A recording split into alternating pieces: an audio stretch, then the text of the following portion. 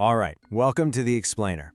Today, we are going to tackle a fitness puzzle that honestly trips up almost everyone. It's one of those questions where you hear two totally different pieces of advice, and the real answer, well, it might just change how you think about your workouts forever. Okay, so let's get right into it. We've all heard it a million times. Diet is king for weight loss. And you know what? Clinical studies mostly back that up. If you just want the number on the scale to go down fast, cutting calories works quicker than exercise alone. But, and this is a huge but, those very same studies show that when it comes to losing pure body fat, exercise is the hands-down winner. So, what is going on here? How can one be faster for weight loss, but the other be better for fat loss?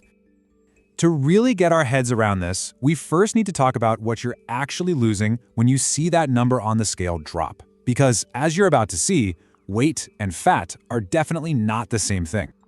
Okay, so let's break this down, because this is where things get really different. When you rely only on your diet, yeah, you lose fat, but you also lose a whole lot of your muscle, and that is a huge problem. See, losing muscle doesn't just make you weaker, it can also hurt your bone density. And here's the kicker, it slows down your metabolism, the engine that burns calories all day long. Now look at the other side. When you bring exercise into the mix, your body gets the message to hold on to that muscle or even build more. This means the weight you're dropping is almost all fat, and your metabolism actually stays fired up. A diet-only plan can trap you in this awful cycle where you have to keep eating less and less just to maintain your weight. And this is where a really common and kind of dangerous assumption kicks in. You see the scale moving down quickly, and it's so easy to think, hey, this is working great, I can probably skip the gym. But that way of thinking totally misses the bigger picture. Because the true magic of exercise goes way beyond just the calories you burn during a session. Just how far beyond? Well, check out this number, 35. According to a mountain of research, regular physical activity helps prevent or delay at least 35 different chronic diseases. Yeah, 35. We're talking about huge things like heart disease, type 2 diabetes, all the way to dementia. So skipping exercise isn't just a bad strategy for fat loss, it's a massive risk for your long-term health. Okay, so we've nailed down that exercise is absolutely critical for keeping your muscle and your health. But how does it specifically target fat? This is where it gets a little weird and a little counterintuitive, especially when we look at what your body actually likes to burn for fuel when you're moving. And this chart right here, this is the heart of the whole puzzle. So during low-intensity stuff, like just going for a walk, your body is basically a fat-burning machine. A really high percentage of its fuel is coming straight from fat.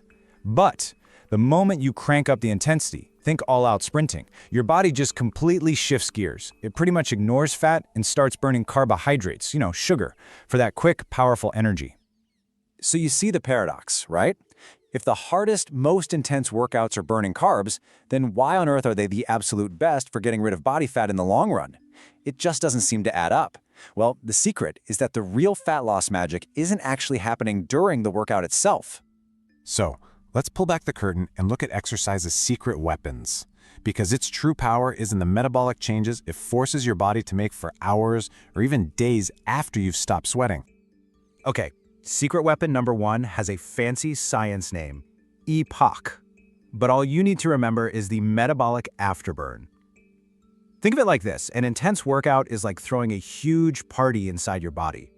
And after the party's over, there's a massive cleanup job. Your body has to work overtime to repair muscle, restock its energy, and just get back to normal. That whole cleanup process burns a ton of extra calories, keeping your metabolism humming for up to 24 hours. The crazier the party, the bigger the afterburn.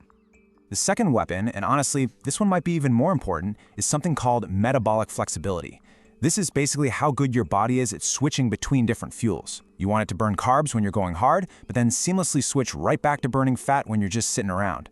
Intense exercise is like sending your body to a masterclass in fuel management. It turns your body into a super efficient hybrid car, making you a better fat burner all the time, not just for an hour at the gym. So what does this whole metabolic upgrade actually do for you?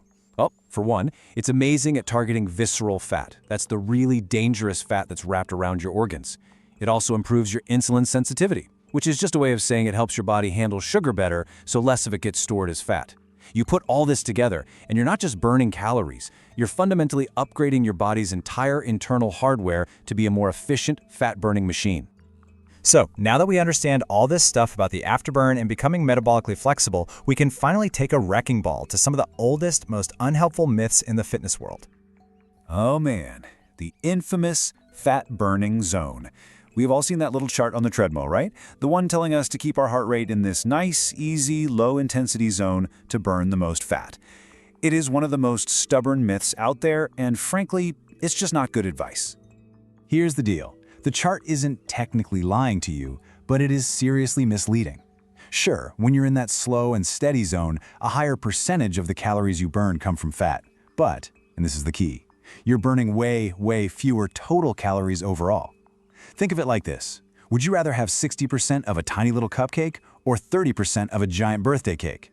The high-intensity workout is the birthday cake. You burn way more total calories, and you get that amazing afterburn effect that the slow workout just doesn't give you. And the myths just keep on coming, like spot reduction, the idea that 1,000 crunches will melt belly fat. Nope, your body loses fat from wherever it wants to based on your genetics. You can't pick the spot. Then there's the myth that the scale is everything. You can absolutely lose fat and build muscle at the same time, totally changing how you look and feel while the number on the scale barely budges. And finally, the idea that just doing cardio is enough. If you're not doing strength training, you're missing out on protecting that muscle mass we talked about, which is literally the engine of your metabolism. Okay, let's take a breath. We've covered a lot of science here.